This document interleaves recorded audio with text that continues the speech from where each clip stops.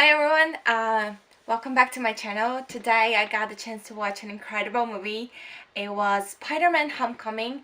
It is the first full feature Spider-Man movie that it was made on under Marvel Studios. There's been some kind of attempt to purchase Spider-Man rights from Sony in the past years, and Sony still on some Spider-Man elements, and but at least Marvel got the chance to put their hands on the production of the movie and bring something that would really please the fans. Um, I've watched the previous Spider-Man movies, and although Tobey Maguire once and Andrew Garfield once has the nice parts and bad parts. I'm really excited with Tom Holland as Spider-Man. It is not the first time we see him as Spider-Man. We had the opportunity to watch Tom Holland as Spider-Man in Captain America Civil War when he steals Captain America's suit and everything.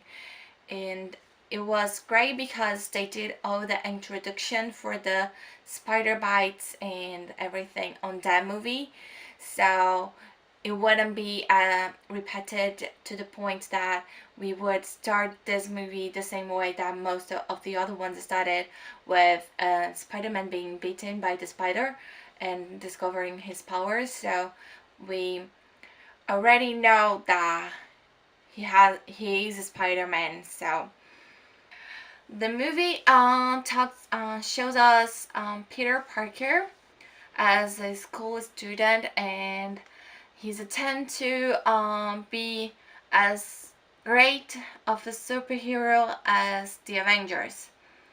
He puts a lot of effort into it, and with that he's risking his life and other people's lives doing so.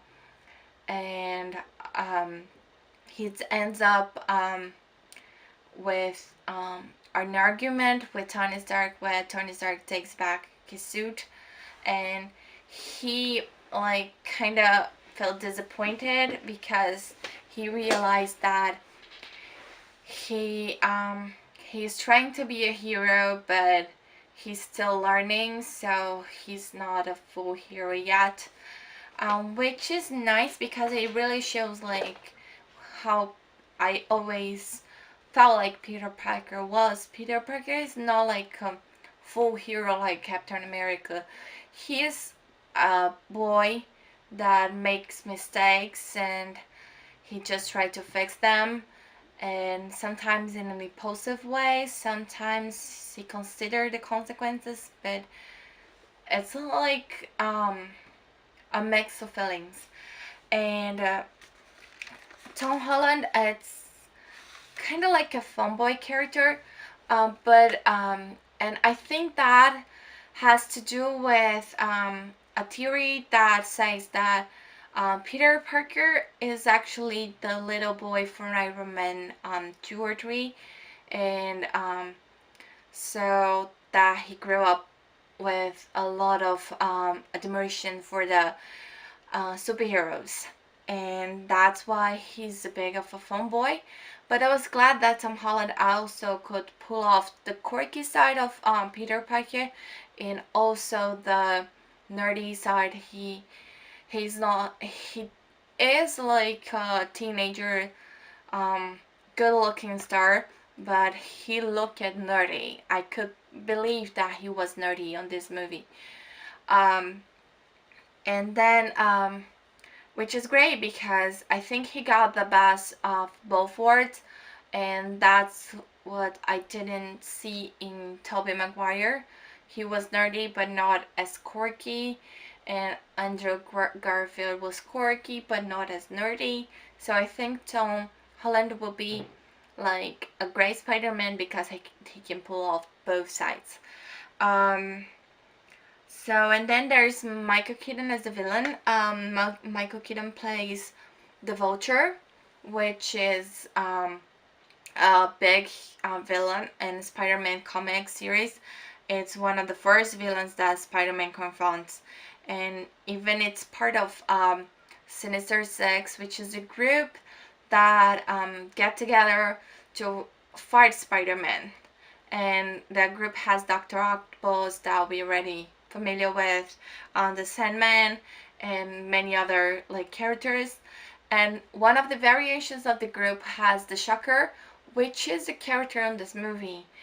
And that made me think, if they're gonna do the Sinister Six movies. There was a talk about it um, in the past years, but I don't know if I thought that was something a Sony would handle. But now they like part of Spider-Man rights are Marvel Studios. Part of it is still Sony, so I don't know how it's gonna go.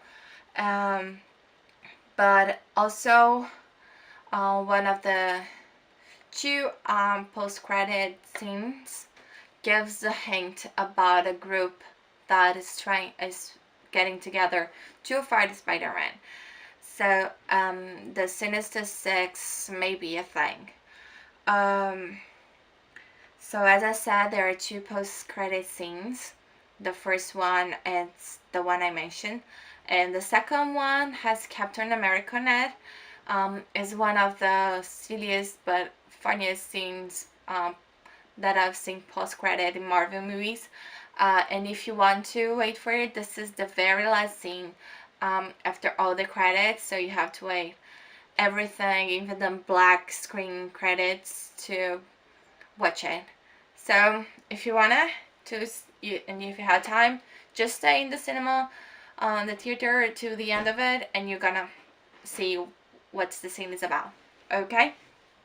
And Marvel's famous with their cameos and Easter eggs in their movie, so I also think it's worth to mention it. The cameos, let's start with Stanley, of course, because he's like major in cameos in every single Marvel movie. Um, he shows up in a scene in the beginning of the movie. Is a scene that Peter Parker is trying to be like hero and stop like small things in the neighborhood, and he stops a guy, and he finds out that he's trying to open his own car instead of being a thief. And he wakes up the entire neighborhood, and Stanley is one of the neighbors that scream at Peter Parker and to Spider-Man. So it's really funny. I'm glad to see Stanley still making those cameos, which is something that I really like. It's really important to me to see he's doing great. Um, and the second cameo that it's Captain America. He shows up in a few videos at school, and which is a fun thing because um, he was on the other team against Tony Stark in Captain America Civil War, so he's showing up in the movie for Spider-Man, which is beside Tony Stark. That's really fun. And the third cameo that for me like matter is Gwyneth Paltrow. She was mentioned in other movies, but I think that's her first appearance in Marvel movies ever since Iron Man 3. And this is a fun scene between her, Happy, and Tony Stark. So they're discussing something. It's in the end of the movie. So it's something really great that she come back, because I really like her, and I really hope she can make to the other movies. Okay, and now I'm gonna talk about some cool things and the Easter eggs. First cool thing that I noticed is that Peter Parker t-shirts, they're always changing, and they always have really nerdy memes or jokes or stuff like that. So it's really fun to pay attention to his shirts during the movie.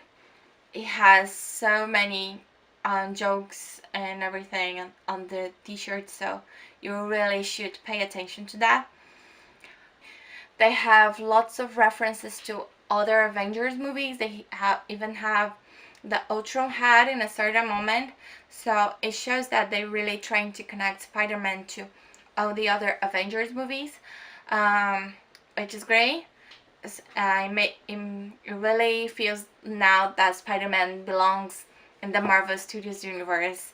So I'm really excited to see what they bring next to Spider-Man, especially because they promised they will return in the credits. So I'm looking forward to it.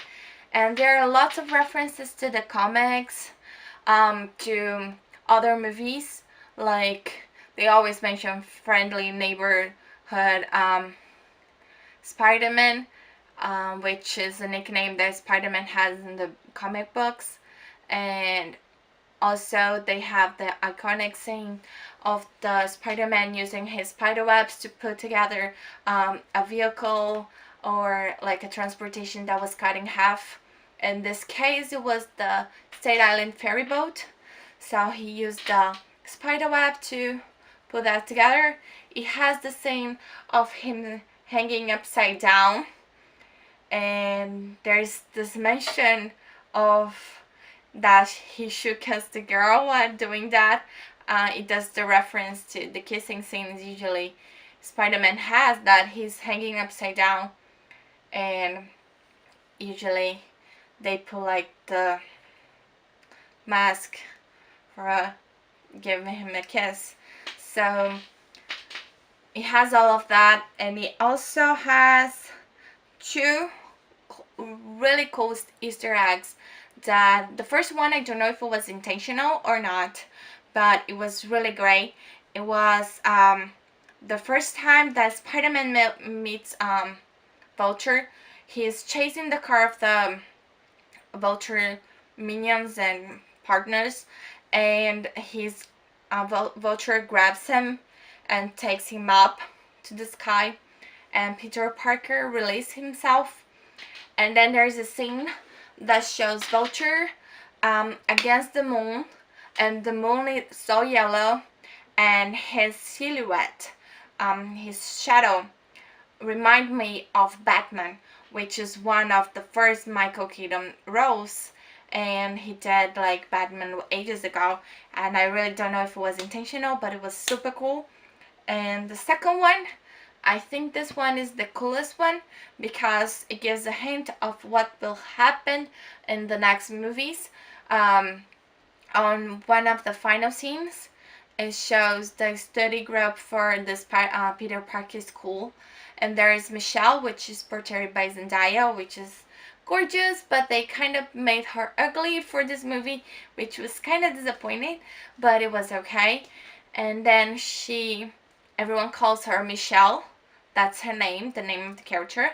But then she gives this speech, like, you can call me by my nickname.